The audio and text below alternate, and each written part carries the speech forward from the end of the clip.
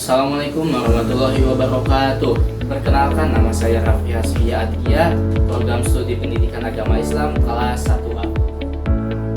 Di sini saya akan membuat video tentang materi salah satu mata kuliah, yaitu ilmu pendidikan Islam yang diampu oleh Bapak Heru Nugraha.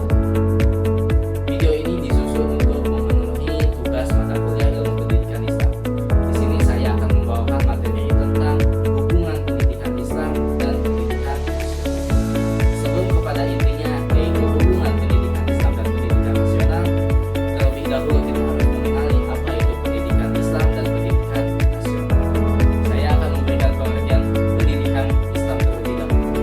Pendidikan Islam adalah suatu bimbingan yang diberikan kepada peserta didik untuk suatu bimbingan yang diberikan kepada peserta didik yang berupa jasmani dan rohani supaya membentuk pribadi yang berlandaskan keislaman.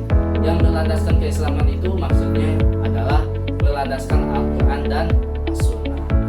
Tujuan dari pendidikan Islam ini adalah untuk membentuk suatu karakter, suatu sifat, suatu pribadi yang berlandaskan Al-Quran dan As-Sunnah. Jadi di dalam kehidupannya itu, di dalam perilakunya, di dalam ucapannya itu mengandung seluruh ajaran agama Islam, yaitu Al-Quran dan As-Sunnah. Isi pendidikan Islam itu adalah berupa Al-Quran dan As-Sunnah. Tentunya tidak jauh daripada kedua hal tersebut, karena dua hal tersebut itu adalah dua hukum yang utama yang tidak bisa dibantah oleh hukum Allah.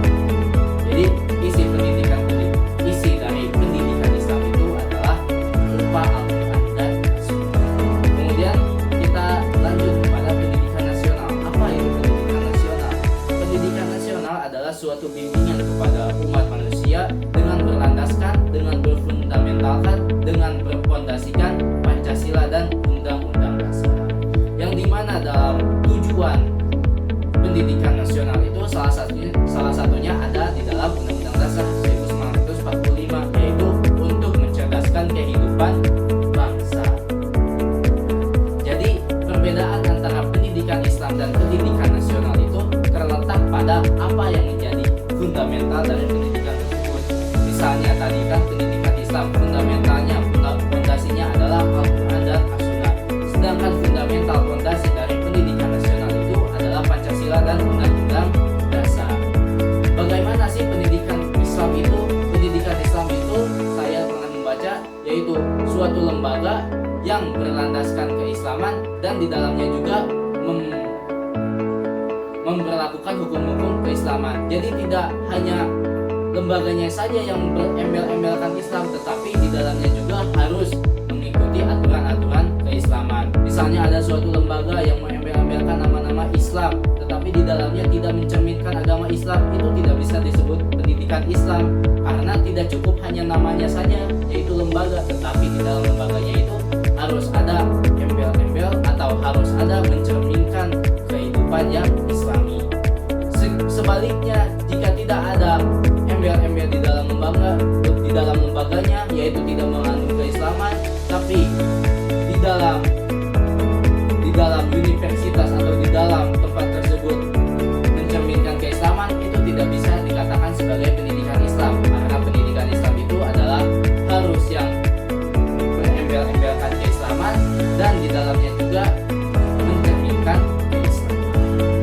Jadi misalnya ada universitas Islam, nah universitas Islam itu adalah bungkusnya atau lembaganya dari lembaga tersebut yang mencerminkan Islam, tetapi di dalam universitas itu harus mencerminkan juga keislaman. Jadi tidak hanya bungkusnya saja, tidak hanya covernya saja, tetapi isinya juga harus berbau keislaman. Lanjut kepada hubungan pendidikan Islam dan pendidikan nasional. Apa hubungan pendidikan Islam dan pendidikan nasional? Tadi sudah disinggung bahwa pendidikan nasional itu adalah berlandaskan kepada Pancasila, sedangkan pendidikan Islam itu berlandaskan kepada Al-Quran dan Hadis. Nah, di sini pendidikan Islam dan pendidikan nasional itu bertujuan untuk segala peserta didik itu mempunyai semangat dalam mengajar dunia dan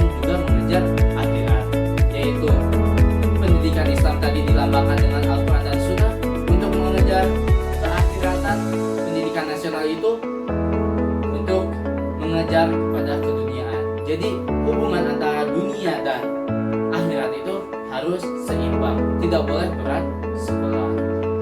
Begitu. Jadi hubungan pendidikan Islam dan pendidikan nasional itu seperti yang saya utarakan tadi, yaitu supaya kebutuhan yang ada di dunia dan kebutuhan yang ada di akhirat itu menjadi seimbang.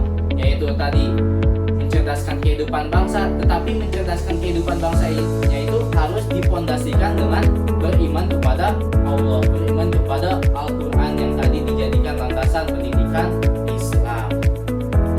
Nah, itu sekian presentasi yang dapat saya sampaikan. Kesimpulannya yaitu antara pendidikan Islam dan pendidikan nasional itu mempunyai korelasi yang kuat. Tidak hanya mengejar keduniaan, tetapi harus diseimbangi dengan keukhrawian.